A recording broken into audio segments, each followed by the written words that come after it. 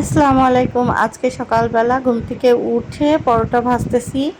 আর এইদিকে হচ্ছে মাংস তো গরম করে নিচ্ছি। মাংসের হাঁড়ি ইগনোর করবেন, কারণ একদম সারা হাঁড়ি টাড়ি চড়াই মানে ঝুরা হচ্ছে আর খাওয়া হচ্ছে, প্রত্যেক বেলায় জাল দেওয়া হচ্ছে।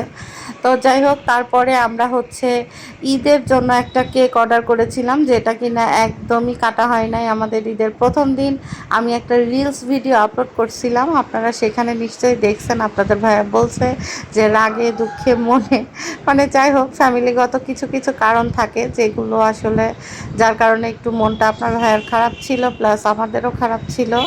এই কারণে সব কিছু মিলায়ে কেক আর কাটা হয়েছিল না। তো লাস্ট ভাবলাম আজকে তো ঈদের শেষ দিন, তো আমরা কেকটা কেটেই ফেলি। তো যাই হোক, কেকটা কেটে ফেলেছিলাম, এইভাবে আশা করিনি যে কেকটা কাটবো।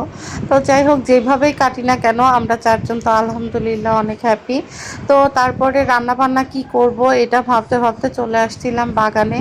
মানে বাগান তো এবার করি নাই, অটোমেটিক্যালি যাই বাগানটা হয়েছে সেটা দেখেন, সিম গাছগুলো কি সুন্দর বড় হয়েছে। আমি তো অবাক হয়ে গেছি যে অটোমেটিক্যালি মানে আপনি চারা বেরোয়, সেটা আবার এত দ্রুত কি সুন্দর বড় হয়েছে। আর এই চারাগুলোতে তো পানি দেওয়া হয় না, একটু কেমন ঝিমানো টাইপের হয়েছে। আর এই পুঁই গাছটাতে একটু পানি দেই বলে এই পুঁই গাছের নিচে যেই চারাগুলো সেগুলো মোটামুটি বড়ই হয়েছে। তো এই পুঁই গাছের দুইটা ডগা বেরোইছে, বেশ বড় হয়ে গেছে। এখন সেটুকু তুলে একটু নিরামিষ করব, কারণ এই কয়দিন তো মাংস খেতে খেতে আর একদমই ভালো লাগছে না। তো বাসায় কোনো সবজি বাজারও করা নাই, তো ভাবলাম যে ঠিক আছে এখান থেকে কেটে নেই। তো এক হাতে ফোন ধরা আর এক হাতে হচ্ছে মানে পুঁইশাক কাটতেছি, তো মানে সব হচ্ছে একটু অন্যরকম হয়ে যাচ্ছে। তো দেখেন ডগাগুলো কি দারুণ ফ্রেশ আর এত সুন্দর হয়েছিল, মানে কল্পনার বাইরে।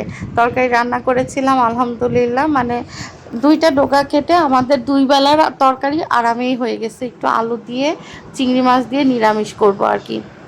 আর যেই ছোট ছোট পাতা ছিল সেইগুলোও খুব সুন্দর করে তুলে নিলাম। আর এই গাছের চারাগুলো যদি একটু উঠাই লাগাইতে পারতাম তাহলে বেশি ভালো হতো, কিন্তু এত কুটি কুটি চারা কি করব এত পুঁইশাক। এই যে দেখেন কি সুন্দর ফ্রেশ এক ঝুড়ি পুঁইশাক মানে উঠাইছি। এখন এইগুলো কোটা বাছা করে রান্না চাপাই দিছি, একদম 3টা চুলাতে রান্না চাপাই দিছি, যাতে রান্নাঘরে একদম মানে খুব দ্রুত হয়ে যায়, থাকা না লাগে। আজকের দুপুরে রান্না করেছিলাম কাকচি মাছ, চচ্চড়ি করেছিলাম পেঁয়াজ দিয়ে। আর আরেক চুলায় হচ্ছে ইলিশ মাছ ভেজে, সেই ইলিশ মাছ হচ্ছে মানে ঝোল, হালকা পাতলা করে ঝোল করব। আর আজকে নিয়েছি 2টা মাথা, কারণ মাংসের হাড় চাবাইতে চাবাইতে আর ভাল লাগতেছে না। তো ভাবলাম যে আজকে মাছের মাথাটা বসে বসে টুকটুক করে চাবাবো। না হলে সাধারণত ভুনাতে মাছের মাথা খাওয়া হয় না, বেশিরভাগই তরকারিতে খাওয়া হয় বা কচু শাক ঘন্ট বা কোনো ঘন্টর মধ্যে দেওয়া হয়। আর এইদিকে পুঁই শাক আলু দিয়ে মিষ্টি হচ্ছে আলু দিয়ে আর চিংড়ি মাছ দিয়ে ঝোল করে নিয়েছি। মোটামুটি আমার সব এই যে রান্নাবান্না একদম ফুলফিল কমপ্লিট।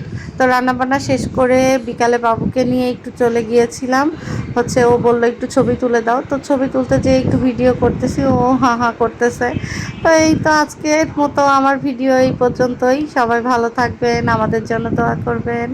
আর সবার ঈদ তো ভালো ইনশাল্লাহ কেটেছে। আল্লাহ হাফেজ।